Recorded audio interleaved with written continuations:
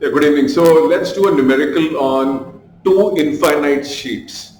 The difference this time is that this sheet is positively charged. It's very thin. This sheet is negatively charged. Both have surface charge density. One has plus 6 microcoulomb per meter square. The other is minus 6 microcoulomb per meter square. Now, if you see, we have to find electric field at 1, in the region 2, and in the region 3. Now, remember the thumb rule. The electric field due to positive charge is away from the sheet. Okay, so this is known to you. The electric field due to negative charges is inside towards the negative sheet. Use vector algebra and you can find the net answer. Just be careful that the electric field due to negative charges is towards the negative charges. Do vector algebra in each of the regions and you can find the final electric field in region 1, region 2, region 3.